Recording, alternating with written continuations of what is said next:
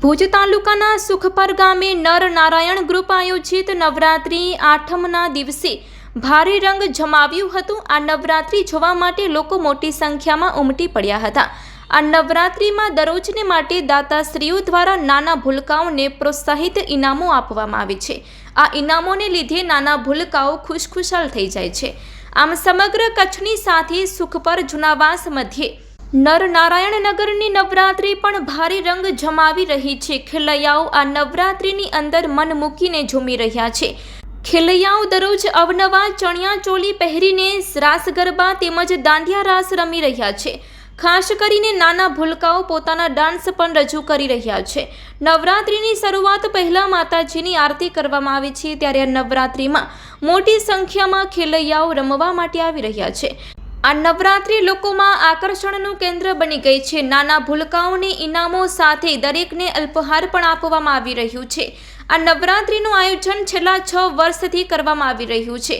આ નવરાત્રીનું આયોજન શ્રીમતી દેવુબેન રાબડિયા, હીરુબેન ભુવા, પ્રેમીલાબેન વાઘાણી, શાંતાબેન વાઘાણી, જાનકીબેન પંચાલ, સંગીતાબેન હિરાણી, પુરુષોત્તમભાઈ રાબડિયા, વેદાંત રાબડિયા, હિરજીભાઈ રાબડિયા, ગોવિંદભાઈ રાબડિયા, ધનજીભાઈ રાબડિયા, કરસનભાઈ ગોરસિયા, પ્રવીણભાઈ હિરાણી, દીપક જોશી, ગોવિંદભાઈ જોગી, મહેશભાઈ જોગી દ્વારા કરવામાં આવી રહ્યું છે। આ બધા સાથે મળીને નવરાત્રીનું આયોજન સંભાળી રહ્યા છે।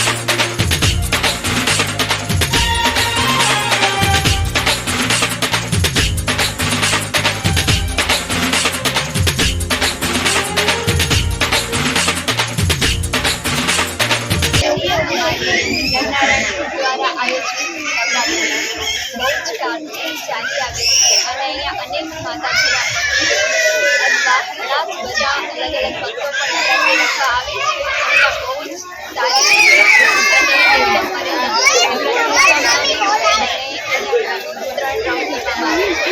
એકદમ બધાનો સાથ સારો મળે છે અને અહીંયા અમને બહુ સેફ પણ લાગે છે। બાકી હમણાંના જમાનામાં તો એવું ક્યાંય પણ નથી રહેતું કે છોકરીઓ માટે કે તમે ત્યાં ગ્રાઉન્ડમાં ગરબા સારી રીતે રમી શકે। બાકી અહીંયા અમને બહુ સારી રીતે ગરબા રમવા પણ મળે છે અને અહીંયા અમારા જે ભાઈ છે જેને નવરાત્રી ચાલુ કરવાની તે અત્યારે સપોર્ટ અમને અહીંયા છે અમારા માટે પણ અને અહીંયા બધા કામ કરે છે।